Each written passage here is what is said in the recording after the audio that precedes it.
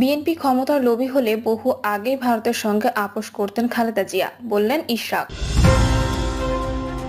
দেশটা কারো বাপের না, এ কথা সাবধানে বলবেন, বললেন মির্জা আব্বাস। নেতা ফেরেস্তা না, ভুল করলে ধরিয়ে দিতে হবে, বললেন সার্জিস। জানাবো সংস্কারের আশা নিরাশা, এবং সর্বশেষ জানাবো আওয়ামী লীগের ডামি এমপি মন্ত্রীরা জনগণকে শোষণ করেছে।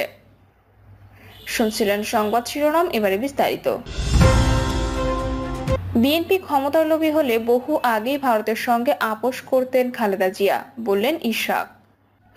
বিএনপির আন্তর্জাতিক বিষয়ক কমিটির সদস্য ইঞ্জিনিয়ার ইশরাক হোসেন বলেছেন, দেশনেত্রী খালেদা জিয়া স্বৈরাচারী শেখ হাসিনার মতো জাতীয় স্বার্থ ক্ষুণ্ণ করে বিদেশি প্রভুদের কাছে কখনোই আপোষ করেনি মানুষের অধিকার নিয়ে।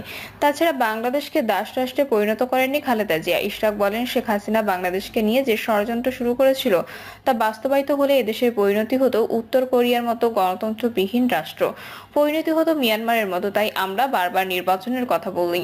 এজন্য একটি মহল এটিকে ভিন্নভাবে জনগণের কাছে ব্যাখ্যা দেওয়ার চেষ্টা করেছে। তারা বলতে চায় বিএনপি ক্ষমতায় যাওয়ার জন্য উদগ্রীব হয়ে আছে। যদি এমনই হতো তাহলে খালেদা জিয়া অনেক আগেই বিদেশি প্রভুদের সঙ্গে, ভারতের সঙ্গে বা অন্যান্য জাতীয় সঙ্গীর সঙ্গে আপোষ করে ক্ষমতায় থাকতে পারতেন। তিনি বলেন, তাই তো আমাদের দীর্ঘ সময় ধরে আন্দোলন সংগ্রামের মধ্যেও কাটাতে হয়েছে। বিএনপি চায় জনগণের ভোটের অধিকার নিশ্চিত হোক, আর আমাদের রাজনৈতিক পথ চলায় বিএনপির সঙ্গে দেশের জনগণ সম্পৃক্ত হবেন বলে আমরা মনে করি। দেশটা কারো বাপের না, এ কথা সাবধানে বলবেন, বললেন মির্জা আব্বাস।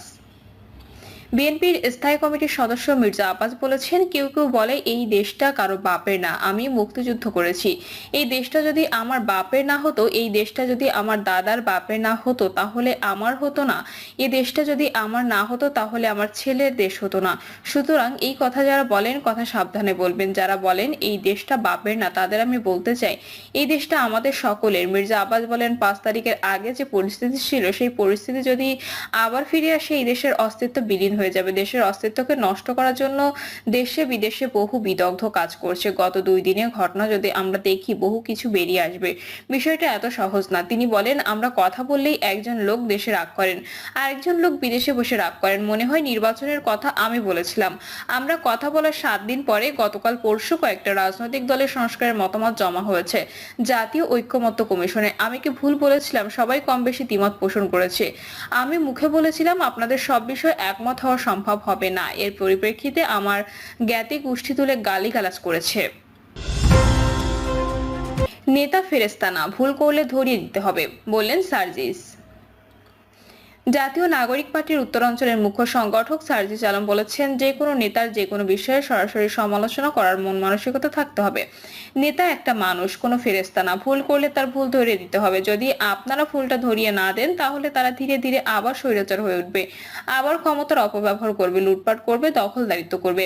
সার্জিস বলেন, নতুন একটা বাংলাদেশ, একটা স্বৈরাচার সরকারের পতন হয়েছে। আমরা একসাথে আন্দোলন করে পতন ঘটিয়েছি। এখন আমাদের নতুন বাংলাদেশের পেছনে ফিরে তাকানোর আর সুযোগ নেই। সামনে এগিয়ে যেতে হবে। আপনাদের সন্তান, নাতি নাতনি কিংবা ভাইয়ের বয়সী এখানে যারা ছাত্র জনতা রয়েছে, তারা সামনে থেকে নেতৃত্ব দিয়ে এই নতুন বাংলাদেশ নিয়ে এসেছে। একটা জিনিস মনে রাখবেন, আমরা যদি কোনো দলের বা মার্কার অন্ধভক্ত হই তাহলে তারা আমাদেরকে ব্যবহার করবে, তাদের কাছে আমাদের কোনো মূল্য থাকবে না। তিনি বলেন যে এই তরুণ প্রজন্ম এত বড় একটা আন্দোলনের নেতৃত্ব দিয়ে নতুন একটা বাংলাদেশ নিয়ে এসেছে। এই তরুণ প্রজন্ম অবশ্যই আগামী বাংলাদেশের নেতৃত্ব দিতে পারবে। সংস্কারে আশা নিরাশা। ছাত্র জনতার অভ্যুত্থানের প্রত্যাশা পূরণে অন্তর্বর্তী সরকার জাতীয় ঐক্যমত্য কমিশনের মাধ্যমে রাষ্ট্র সংস্কারের জন্য কাজ চালিয়ে যাচ্ছে। অন্তর্বর্তী সরকার গঠিত 11টি সংস্কার কমিশনের মধ্যে 7টি কমিশন এরই মধ্যে সুপারিশ জমা দিয়েছে। এর মধ্যে 5টি সংস্কার কমিশনের সুপারিশ নিয়ে রাজনৈতিক দলগুলোর মধ্যে ঐক্যমত্য প্রতিষ্ঠার চেষ্টা করছে জাতীয় ঐক্যমত্য কমিশন। কিন্তু এর সফলতা এখন স্পষ্ট নয়। অনেক বিষয়ে ভিন্নমত প্রকাশের খবর মিলছে। বেশ কিছু বিষয়ে এক দলের চাওয়ার সঙ্গে অন্য দলের চাহিদা মিলছে না। আশা নিরাশা এই দোলাচলে রাষ্ট্রের মেরামত কতটা সম্পন্ন হবে তা নিয়ে জনপরিসরে নানামুখী আলোচনা চলমান। গত 17 মার্চ আইন শৃঙ্খলা পরিস্থিতি নিয়ে পুলিশের উচ্চপদস্থ কর্মকর্তাদের সঙ্গে বৈঠকে অন্তর্বর্তী সরকারের প্রধান উপদেষ্টা অধ্যাপক ডক্টর মোহাম্মদ ইউনূস বলেন, অন্তর্বর্তী সরকারের হাতে খুব বেশি সময় নেই। আমরা এরই মধ্যে 7 মাস পার করে এসেছি।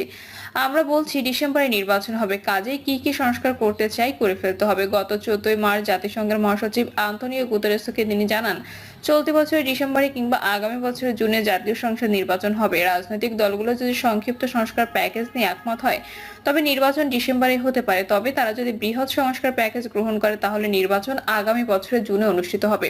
প্রধান উপদেষ্টার বক্তব্য এবং জাতীয় ঐকমত্য কমিশনের সঙ্গে সংলাপে রাজনৈতিক দলগুলোর মতামতের ভিন্নতা থেকে অনেকেরই ধারণা অন্তর্বর্তী সরকার সংক্ষিপ্ত সংস্কার প্যাকেজের দিকে যাচ্ছে। বাংলাদেশ জাতীয়তাবাদী দল বিএনপিকে বর্তমানে সবচেয়ে জনপ্রিয় দল মনে করা হচ্ছে। সম্প্রতি উন্নয়ন গবেষণা প্রকল্প ব্যবস্থাপনা সংস্থা ইনোভেশন কনসাল্টিং বাংলাদেশ পরিচালিত জরিপে বর্তমানে বিএনপিকেই দেশের সবচেয়ে জনপ্রিয় দল হিসেবে চিহ্নিত করে বলা হয়েছে, এই মুহূর্তে নির্বাচন হলে বিএনপি সর্বোচ্চ 41.7% ভোট পাবে। দ্বিতীয় অবস্থানে থাকা জামায়াত ইসলামী পাবে 31.6% ভোট। আর ছাত্র দলের নতুন রাজনৈতিক দল জাতীয় পার্টি পাবে 5.1% ভোট। জনপ্রিয়তার শীর্ষে থাকা বিএনপি জাতীয় ঐকমত্য কমিশনের সংস্কার প্রস্তাবগুলোর অনেকাংশে ভিন্নমত পোষণ করেছে।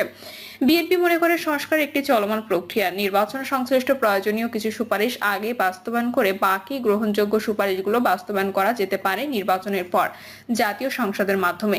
একই সঙ্গে দ্রুত নির্বাচনের দাবিও রয়েছে দলটির। সংস্কার প্রক্রিয়া দীর্ঘায়িত করাকে সন্দেহের চোখে দেখেন দলটির শীর্ষ পর্যায়ের নেতারা।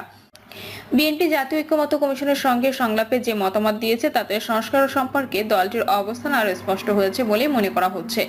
জাতীয় ঐকমত্য কমিশনের প্রস্তাবে 1971 ও 2024 সালকে এক কাতারে আনা হয়েছে, যা সমুচিত নয় বলে মনে করে বিএনপি। রাষ্ট্রের সাংবিধানিক নাম পরিবর্তন করার প্রয়োজন আছে বলেও মনে করে না দলটি। দলের পক্ষ থেকে কমিশনের প্রস্তাবের পাশাপাশি বেশ কয়েকটি বিষয়ে দ্বিমত ও লিখিতভাবে বেশ কিছু নতুন প্রস্তাব দেওয়া হয়েছে বলে জানান দলটির স্থায়ী কমিটির সদস্য সালাউদ্দিন আহমদ। তিনি বলেন, সংবিধানের প্রস্তাব স্প্রেডশিটে উল্লেখ করা হয়নি, এটি উচিত ছিল। সংবিধানের গুরুত্বপূর্ণ অংশ হলো প্রস্তাব, সেটি পুরোপুরি পরিবর্তন বা সংশোধনের প্রস্তাব করা হয়েছে, অনেকটা পুনর্নিরীক্ষণের মতো। সেখানে 1971 সালে স্বাধীনতা যুদ্ধের সঙ্গে 2024 সালের অভ্যুত্থানকে এক কাতারে আনা হয়েছে। এটা সমুচিত বলে বিএনপি মনে করে না। এটাকে অন্য জায়গায় রাখা বা সংবিধানের তফসিল অংশে রাখার বিভিন্ন রকম সুযোগ আছে, সেটা নিয়ে আলোচনা করে সিদ্ধান্ত নেওয়া হবে। বিএনপির পঞ্চদশ সংশোধনের আগের অবস্থায় যে প্রস্তাব ছিল সেটির পক্ষে। সংবিধানে রাষ্ট্রের নাম পরিবর্তনের বিষয়ে তিনি বলেন, বাংলাদেশের মানুষ দীর্ঘদিনের প্র্যাকটিসের মাধ্যমে রাষ্ট্রের নাম মেনে নিয়েছে। এটা নিয়ে কতটুকু অর্জন হবে তা প্রশ্নের দাবি রাখে। এ বিষয়ে বিএনপি একমত নয়। এনআইডি ও সীমানা নির্ধারণের ক্ষমতা নির্বাচন কমিশনের হাতে রাখতে মতামত দিয়েছে বিএনপি। সংস্কার কমিশনের সুপারিশ নিয়ে নির্বাচন কমিশনের পক্ষ থেকে একই মত দেওয়া হয়েছিল। দুর্নীতি দমন কমিশন বিষয়ে সালাউদ্দিন আহমেদ বলেন, দুদক নিয়ে 20টির মতো প্রস্তাব ছিল, এর মধ্যে আমরা 11টিতে সরাসরি একমত, আর 7-8টিতে আমরা মন্তব্য সহ নীতিগতভাবে একমত প্রকাশ করেছি। শুধু একটি প্রস্তাবে আমরা মন্তব্য সহ ভিন্নমত পোষণ করেছি, কারণ এখানে একটি আইন সংশোধনের বিষয় রয়েছে। সালাউদ্দিন আহমেদ বলেন, প্রশাসন সংস্কারে আমরা যেসব প্রস্তাব পেয়েছি তার প্রায় অর্ধেক প্রস্তাব